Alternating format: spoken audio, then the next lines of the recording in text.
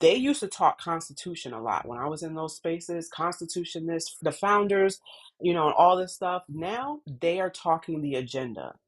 They may not admit it to themselves, but many of them, this Project 2025, getting wokeism off the country's, agenda, overturning Roe v. Wade, dealing with the LGBTQ, dealing with birth control. This trumps the Constitution for them. This trumps the Ten Commandments for them.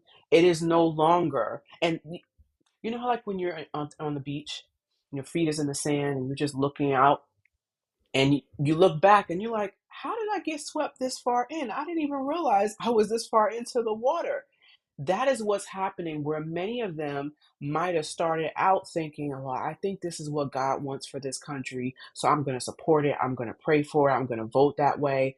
But now I don't think a lot of them realize that their lust for power and control is so insatiable at this point that they are now far away from the shoreline of, at least allowing people to vote and have their own choice and will. They are now at control and dominionism by any means necessary because they want the power.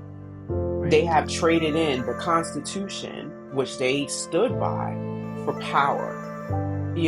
So that's why I go back to say Trump and a lot of them, not much of a difference if you think about it. It's about what they want. I don't even think a lot of them realize most of the stuff they thought was what God wanted was really what they wanted.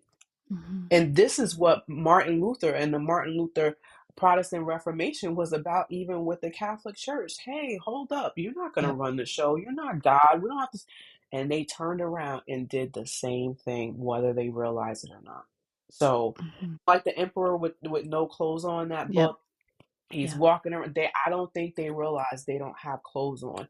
We now see what's been underneath the cloak, which is, I'm going to control every form of government. I want to turn America like other countries.